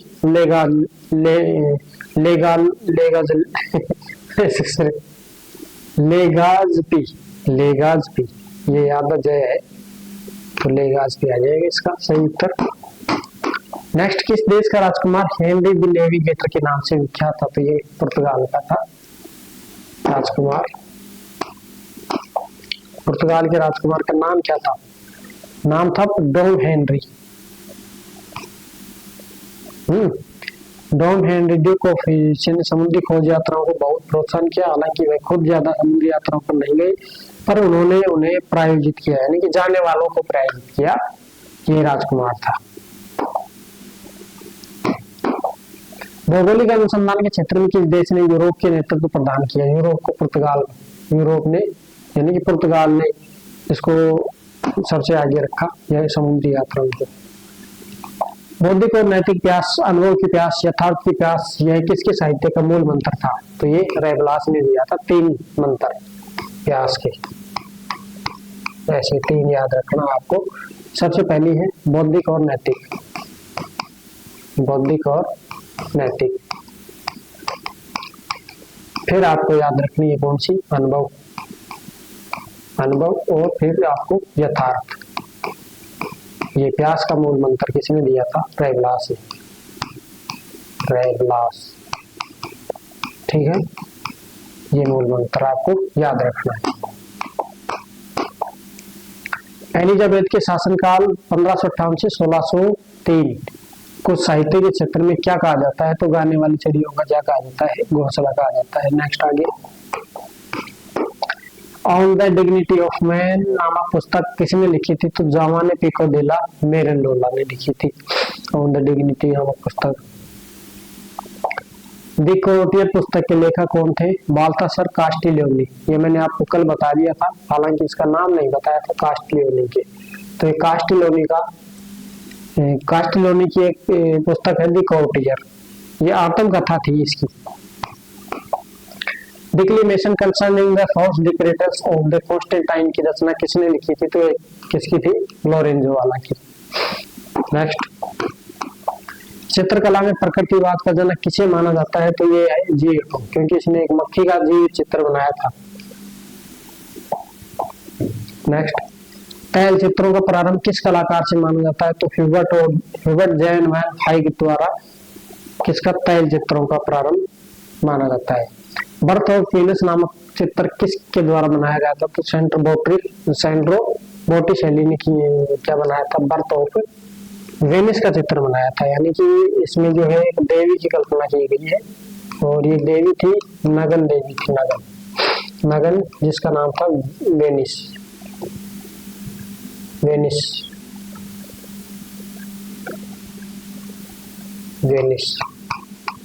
ठीक है, ये नगन देवी थी वेनिस। और नेक्स्ट आगे बढ़ते हैं। चित्र मस्तिष्क से बनाए जाते हैं, हाथ से नहीं। ये कथन किसका है? तो माइकल एंजेलो ने कहा था ये बात। डिफेंडर ऑफ पीस पुस्तक के संबंध में कौन सा तथ्य सत्य है? इसकी रचना मर्सिग्लियो ने की थी। हाँ, इसमें पोप के राजनीतिक हस्तक्षेप को अनुचित बताया है। हाँ, कि अधिकार पोप ने जो दिए गलत है। इसका प्रथम प्रकाशन 1324 ईस्वी में हुआ था। इसको आप नोट कर लेना, इस पॉइंट को आप लिख लेना, क्योंकि मैंने 1324 नहीं लिखवाया था, बाकी ये भी लिखवा दिया था, ये भी लिखवा दिया था। और मैंने ये भी कहा था कि ये डिफेंडर ऑफ पीस जो है, इसके अंदर क्या क्या बातें लिखी गई हैं, ये भी मैंने आपको लिखवा दिया था। उपयुक्त सभी आ जाएगा इसका। तो 1324 भी इसको लिख लेना। सिल्वेस्टर के बारे में बोला गया है। किस लेखक को प्रथम आधुनिक व्यक्ति की उपमा दी गई है? तो ये मिशेल डी मोंटेन, यानी कि मिशेल डी मोंटेन का जो व्यक्ति है, मिशेल डी मोंटेन, इसको क्या कहा गया है? प्रथम आधुनिक व्यक्ति की उपाधि इसको दी गई है। निबंध लेखन की शुरुआत प्रारंभकर्ता माना जाता है। फेरी क्वीन महाकाव्य की रचना किसने की थी? तो एडमंड स्पेंसर की है फेरी क्वीन, इसकी रचना थी। फिर इसने एक रचना और की थी, शेफर्ड कैलेंडर इसकी एक रचना है, शेफर्ड कैलेंडर। ये इसकी प्रारंभिक रचना मानी जाती है। प्रारंभिक रचना किसकी? एडमंड स्पेंसर की। तो इसको और आगे देखते हैं। नेक्स्ट आगे, वैज्ञानिक विधि में आगमनात्मक तरीके, गुण तरीके का गुणगान किसके द्वारा किया गया था? तो फ्रांसिस बेकन के द्वारा इसका किया गया था। पेंडुलम का आविष्कार गैलीलियो ने, ठीक है। पृथ्वी का पहला बेलनाकार मर्केटर ने। लियोनार्डो दा विंची की वनस्पति विज्ञान, शारीरिक संरचना लेकर गणित और कला में रुचि थी। उन्होंने स्वयं को क्या कहा है? प्रयोग का शिष्य कहा है, यानी कि प्रयोग करने के लिए ऊपर जोर दिया है उसने, किसने? लियोनार्डो दा विंची ने। अच्छे चित्रकार को दो प्रमुख चीजों का चित्रण करना होता है, मनुष्य और उसकी मन की भावनाएं। यह कथन किसका है? लियोनार्डो दा विंची का। विश्व प्रसिद्ध पेंटिंग मोनालिसा और द लास्ट सफर के चित्रकार कौन थे? तो ये है लियोनार्डो दा विंची। मोनालिसा ये थी, मोनालिसा ये मुस्कान सी गई इसके अंदर चेहरे के ऊपर। और ये जो है मोनालिसा का जो चित्र है, यहाँ कहाँ पर रखा गया है इसको? ये लुब्रे संग्रहालय है, लुब्रे संग्रहालय। कभी जाओ आप पेरिस घूमने के लिए, तो ये पेरिस घूमने के लिए जाओ तो आपको वहां पर आपको दिख जाएगा लुब्रे संग्रहालय पेरिस में इसको रखा गया है। ये दूसरा लोवर्स नहीं है, ये लुब्रे संग्रहालय है, ठीक है। यूरोपीय इतिहास में मध्यकाल के संदर्भ में किन शताब्दियों के बीच माना जाता है? तो 5वीं से 15वीं शताब्दी के बीच में इसको माना जाता है मध्य। नेक्स्ट 5वीं से 15वीं शताब्दी में। वह मुख्य घटना कौन सी थी जिसने 1453 में यूरोप में पुनर्जागरण को जन्म दिया? ओटोमन तुर्कों का कॉन्स्टेंटाइनोपल यानी कुस्तुनतुनिया के ऊपर आक्रमण यानी विजय, ये थी जिसने पुनर्जागरण को जन्म दिया। पुर्तगाल को मानचित्र और मानचित्रों की पुस्तक बनाने की परंपरा विरासत में किसके द्वारा मिली थी? तो अरबों के रास्ते होते हुए मोलारका के कैटलन से, ठीक है। निम्नलिखित में से कौन सा कथन मानवतावाद के लिए सत्य है? तो मानवतावाद मनुष्य केंद्रित दर्शन है, ठीक है, सही है। प्रसिद्ध कलाकार मंटेगना ने कहाँ चित्रकारी की थी? तो मंदवा में गोंजागास की अदालत में इसकी चित्रकारी की थी। Jack of all trade he was master of all, यह कथन किस कलाकार के लिए प्रयोग किया जाता है? तो माइकल एंजेलो के लिए प्रयोग किया जाता है। प्रसिद्ध कर्तव्य डेकामेरन के लेखक कौन है? तो ये बोकासियो है। डॉन कीक्सोट नामक प्रसिद्ध उपन्यास किसका है? तो ये सर्वेंटीज का है, स्पेन का था। साहित्य की विद्या एक्सियस के लेखन के लिए किससे जाना जाता है? तो मिशेल डी मोंटेन। यूरोपीय पुनर्जागरण मुख्यतः किससे संबंधित था? तो ये सांस्कृतिक उत्थान से संबंधित था यूरोपीय पुनर्जागरण का। और कैरोलिंजियन पुनर्जागरण किससे संबंधित था? कला और साहित्य से संबंधित था कैरोलिंजियन, जबकि ये किससे था? सांस्कृतिक, यानी कि पूरा सब कंप्लीट था ये सांस्कृतिक। पिएटा क्या है? पिएटा है माइकल एंजेलो द्वारा बनाई गई मूर्ति, ये वाली मैंने कई बार जिक्र कर रखा है। कौन सा युग्म गलत सुमेलित है? फ्रांसिस्को बारबोस डी कईंग हैंड्स। लियोनार्डो दा विंची ने मोनालिसा लिखा, ठीक है। Dome of Saint Peter church में इसने, यानी कि सेंट पीटर चर्च में 90 वर्ष तक माइकल एंजेलो काम करता रहा और अंतिम समय यानी कि 90 वर्ष की आयु तक, अंतिम दिन तक इस चर्च के ऊपर काम करता हुआ ये इसने प्राण त्यागे थे माइकल एंजेलो ने। फिलिपो बुर्नेस की डोम ऑफ फ्लोरेंस इसने लिखा, ठीक है। नेक्स्ट आगे, मानववाद से क्या तात्पर्य है? उन्नत ज्ञान से, यानी कि मानव के ऊपर ही नए नए आविष्कार करना, मानव की भलाई के लिए काम करना, ये सारे के सारे किसमें आ जाएंगे? मानववाद में। पढ़ा रखा अच्छे से आसानी से। रेनेसां काल में ग्रीक और रोमन क्लासिकों के अध्ययन को किस नाम से जाना जाता? तो पांडित्यवाद, इसको लैक्टिज्म बोला जाता है इसको। ये यानी कि अरबों के ज्ञान के द्वारा ही इसकी शुरुआत हुई थी, अरबों के ज्ञान से। उसके बाद में जर्मनी में प्रिंटिंग प्रेस की शुरुआत होती है। उसके बाद में फिर ये पांडित्यवाद का जो सिस्टम है ये चल रहा था पहले से, तर्क बुद्धि के ऊपर इसको रखा गया है। निम्नलिखित में से कौन सा पुनर्जागरण का प्रभाव नहीं है? साहित्य का सर्जन लैटिन और यूनानी भाषाओं में होने लगा ना, ये खुद की जो मातृभाषाएं हैं उनके अंदर होने लग गया था। इतालवी वगैरह जो भाषाएं थी ना उनके अंदर। पुनर्जागरण काल में सबसे अधिक जो विकास के क्षेत्र में हुआ था तो चित्रकला में भी हुआ था, फिर उसके बाद में साहित्य में हुआ, फिर मूर्ति कला में, और उसके बाद में फिर विज्ञान में हुआ था। निम्नलिखित में से कौन पुनर्जागरण कालीन चित्रकार नहीं था? मजारिन, टाइटन भी था, मोती शैली भी था, राफेल भी था। दांते के संबंध में कौन सा कथन सत्य है? दांते को पुनर्जागरण काल का प्रवर्तक कहा जाता है। गुड, ठीक है। इतालवी गद्य का जनक किसे माना जाता है? बुकासियो को। इतालवी गद्य का जनक किसे कहा जाता है? बुकासियो को। और इतालवी पद्य का जनक किसे कहा जाता है? तो वो दांते को, ठीक है। बुकासियो की प्रसिद्ध रचना डेकेमेरोन का मुख्य विषय क्या था? 100 कहानियों का संग्रह और प्ले का वर्णन। निम्नलिखित में कौन सी इतालवी कवि साहित्यकार नहीं है? कैमोन्स नहीं है, एरियोस्टो, सैल्यूतानी, तासो भी है, पुर्तगाल ये है और इटली है। वह इतालवी कप्तान कौन था जिसके नाम पर अमेरिका का नाम पड़ा? अमेरिगो वेस्पुजी। किस वैज्ञानिक ने मानव शरीर का प्रथम बार व्यच्छेदन किया? एड्रियस वेसालियस। प्रत्येक वस्तु पृथ्वी की आकर्षण शक्ति के कारण पृथ्वी की ओर खींचती है, यह सिद्धांत किसका है? तो ये न्यूटन का, यानी गुरुत्वाकर्षण। ईसाइयों और मुस्लिमों के बीच धर्मयुद्ध किस धार्मिक स्थल को? जेरूसलम को लेकर के, तीनों को, अरबों का, मुसलमानों का और यानी ईसाइयों का, एक ही स्थान है जेरूसलम को लेकर हुआ।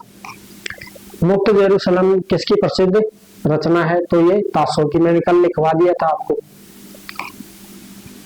मानववादियों का मानना था कि क्लासिकी पुरा सामग्री में नैतिक श्रेष्ठता का भंडार है। धर्म ग्रंथों के देशी भाषाओं में अनुवाद से समाज में धर्मनिरपेक्षीकरण बढ़ा। दोनों सही है परंतु सही व्याख्या नहीं है, ठीक है। निम्नलिखित ऐतिहासिक इमारतों और उनके स्थानों का सही मिलान कौन सा है? देखो, लुब्रे प्रसाद जो है ये महल कहाँ पर बना है? ये लुब्रे जो प्रसाद है यहाँ पर ऑप्शन क्या माना गया है? ए में 2। पेरिस के अंदर अभी मैंने बताया था लुब्रे जो संग्रहालय है पेरिस में है। संत पाल का जो गिरजाघर है ये लंदन में पड़ता है। और एरिना जो चैपल है ये पादवा में मैंने लिखवा रखा है। एस्कोरियल प्रसाद जो है ये कहाँ पर पड़ता है? स्पेन में पड़ता है, ठीक है। तो मैं इनकी इमारतों के बारे में अच्छे से समझा रखा है, अच्छे से लिखवा रखा है। कल वाले ने लिखवाया है या फिर परसों वाले वीडियो में लिखवाया है, देख लेना। इसका सही उत्तर आ जाएगा, निकल जाएगा आराम से। निम्नलिखित में कौन सी पुनर्जागरण कालीन स्थापत्य कला की विशेषता नहीं है? तो गिरजाघरों की छतें नोकदार और शिखर बहुत ऊंचे होना ना, इसको गोलाकार बनाया गया था ऐसे। ये तो ऊंचों को तो हटा दिया गया था, गोथिक शैली में थी, इसको हटा दिया गया था दोनों को। चलो नेक्स्ट आगे देखते हैं। पुनर्जागरण कालीन नवीन स्थापत्य शैली का प्रवर्तक कौन था जिसने फ्लोरेंस के कैथेड्रल चर्च के गुंबद का डिजाइन किया था? ब्रुनेलेस्की ने किया था, ठीक है। नेक्स्ट, फ्लोरेंस के गिरजाघर के दरवाजों को देखकर किसने कहा था कि स्वर्ग में रखे? माइकल एंजेलो ने कहा था, ठीक है। नेक्स्ट, बेल ऑफ मोसेज व ब्रिगेंडी के शासकों की समाधियों पर मूर्ति कला का उत्कीर्ण किसने किया था? तो क्लाउड शेल्टर ने। शेल्टर है ये। निम्नलिखित में से कौन सा पुनर्जागरण कालीन संगीतकार नहीं है? लुका डेला रोबिया। तो ये जो है संगीतकार नहीं है, ये मूर्तिकार है।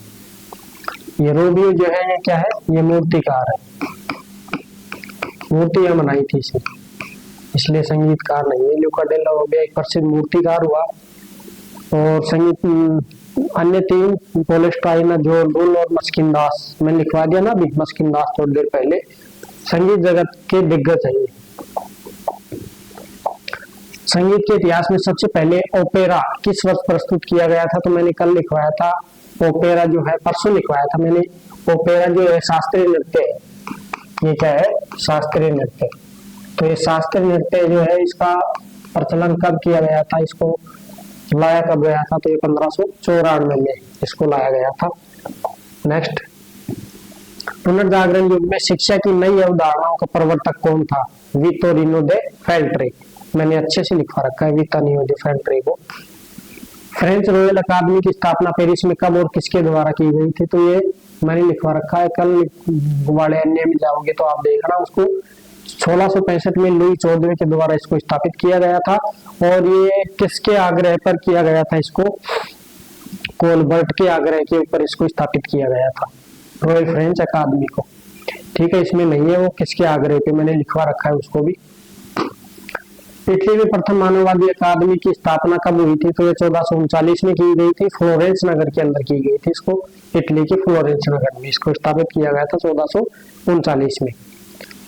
नेक्स्ट, इटालियन शब्दावली में सिंक्वेस्टो का तात्पर्य है 16वीं सदी। ठीक है, नेक्स्ट, ये देखो तीन आपको याद रखना है, तीन मैंने काल लिखवा दिए थे इटालियन शब्द में।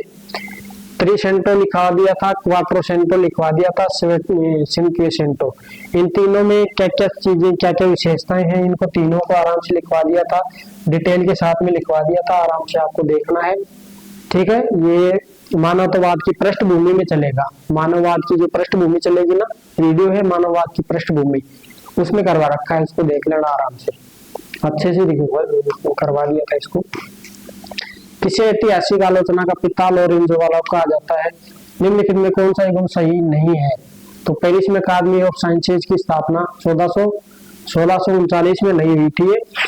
ये जो है 1665-66 में अभी गया है ना पीछे, ये अकादमी ऑफ साइंसेज रॉयल वाली, ये 1665 में की गई थी इसकी स्थापना, और लुई 14वें के द्वारा स्थापित हुई थी। किस घटना को पुनर्जागरण का अंत माना जा सकता है? कला में बरोक प्रवृत्ति का। ठीक है, नेक्स्ट आगे, प्रसिद्ध चित्र आशीसी का निर्माण किसने किया था? तो जोटो के द्वारा इसको किया गया था। निम्नलिखित में से कौन सी विशेषता लियोनार्डो दा विंची की चित्रकला की नहीं है? शरीर के प्रत्येक अंगों का स्वाभाविक प्रदर्शन, ये नहीं है। प्रकाश छाया का उपयोग चयन, ठीक है। सादगी भावात्मक, ठीक है। तेल रंगों का बहुत अधिक उपयोग, ठीक है। बीजगणित का ज्यामिति में प्रयोग का श्रेय किस विद्वान को दिया जाता है? डेकार्टे का। प्रसिद्ध चित्र लाफिंग कैवलरी, ये किसकी रचना है? चित्रकार कौन सा है इसका? ये फ्रांस होल्स, मैंने लिखवा दिया था।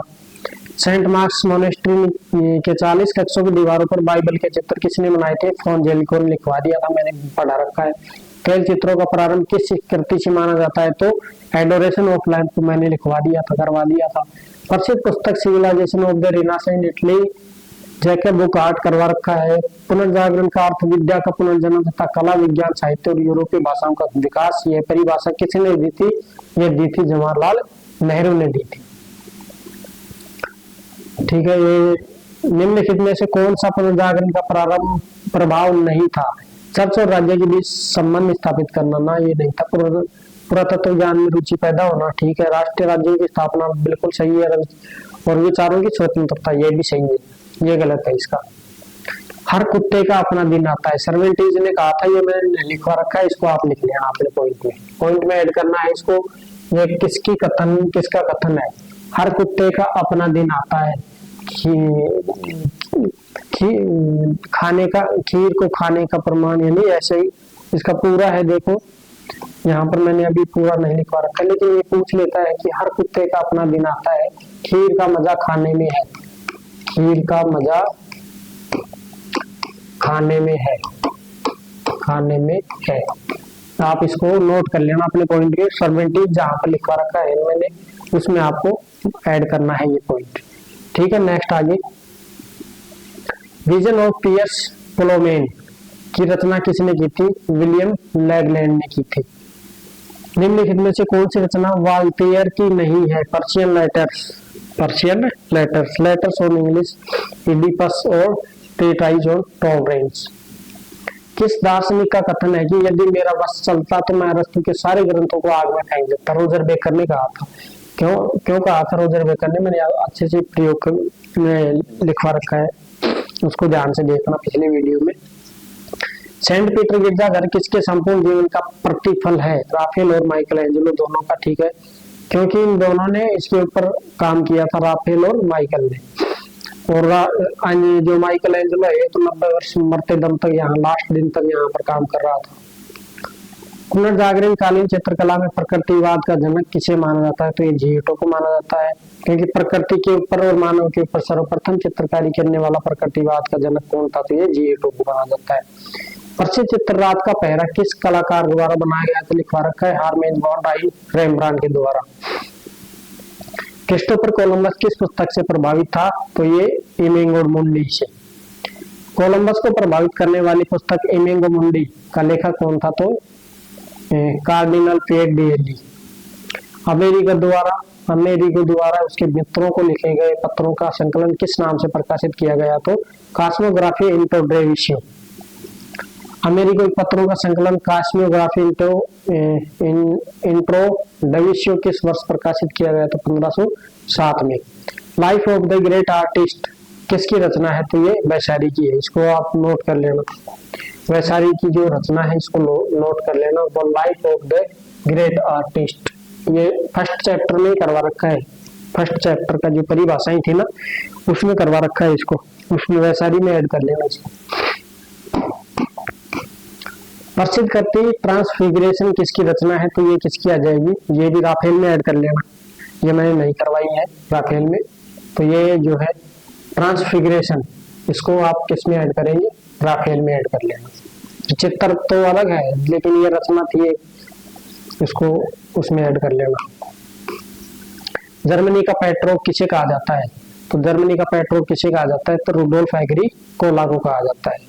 ठीक है, रुडोल्फ एग्रीकोला और जॉन रुचलिन जर्मनी के इतिहास में किस रूप में जाने जाते हैं? तो ये क्या है? मानववादी। मानववादी मैंने कल ही करवाया था अन्य तथ्यों के अंदर। जर्मनी के किस कलाकार ने लकड़ी में छवि चित्र बनाए? तो अल्ब्रेक्ट ड्यूरर है। ये लकड़ी के ऊपर चित्रकारी की, पत्थर के ऊपर नक्काशी की इसने, और तैल चित्र बनाए थे। किसने बनाए थे? अल्ब्रेक्ट ड्यूरर ने। बारोक कला जन्मदाता किसे माना जाता है? माइकल एंजेलो को। बारोक शैली के चित्रों में आकृतियों की मुद्रा कैसी होती है? तो भाव प्रधान होती है, यानी इमोशन टाइप की होती है। बारोक शैली का सर्वोत्तम उदाहरण किसे माना जाता है? सिस्टाइन गिरजाघर का चित्र। मेरा कोई मित्र नहीं है और ना मैं इसकी कामना करता हूँ, मेरे पास व्यर्थ बर्बाद करने के लिए समय नहीं है। तो ये माइकल एंजेलो ने कहा था, क्योंकि इसके मित्र जो बार बार पूछ रहे थे, यार बता तू शादी कब करेगा कब करेगा, तो मेरे पास और कोई मित्र नहीं है, खाली मेरे पास क्या है? चित्रकला ही मेरी अच्छी मित्र है, इसलिए इसने कहा था। निम्नलिखित में से कौन सा मिलान सही है? तो अल्ब्रेक्ट ड्यूरर लकड़ी में छवि बनाना। ठीक है, और ये वैशाली का ट्रांसफिगरेशन ये भी सही है, ये भी सही है। Raphael life of the great artist Amerigo नहीं है, ठीक नहीं। अमेरिको एमिगो मुंडे पर्सन ही गलत है, मिलान सही है। ठीक है, ये रचनाएं हैं इसकी, ये काम है, चलो कोई नहीं, उसको हटा दो, पर्सन गलत है। ट्रांसफिगरेशन ऑफ सिस्टाइन गिरजाघर के चित्रकर्म से किन कलाकारों की कृतियां हैं? राफेल और माइकल एंजेलो की। ठीक है, बस फिनिश हो गया ये। और ये पूरी की पूरी पर्सन है जो आपको टेलीग्राम कमला देवी इंस्टीट्यूट पे आपको सर्च करना है, डिस्क्रिप्शन में लिंक देंगे टेलीग्राम का, उसको ज्वाइन कर लेना। और वहां पर आपको ये पीडीएफ मिलेगी, 2 दिन बाद मिलेगी, क्योंकि इसके अंदर एडिटिंग करेंगे, थोड़ा सा लोगों को लगाएंगे, उसके बाद इसको टेलीग्राम के ऊपर अपलोड कर दिया जाएगा। और बहुत बहुत धन्यवाद, आप काफी समय हो चुका है और लगभग 1.5-2 घंटे का ये वीडियो हो चुका है। फिर मिलते हैं, अब ये लास्ट ही है बस ये, इसके बाद फिर 2 सुबह पोल्ट्री की वीडियो और 2 शाम को शैक्षिक प्रबंधन की 15 दिन तक टाइड पैड चलेगी। ठीक है, लगातार चलेंगे, और बीच बीच में हो सकता है हिंदी व्याकरण भी एक वीडियो दे दूंगा दोपहर को। तो फिर मिलते हैं नेक्स्ट धमाकेदार वीडियो के साथ। Thank you very much.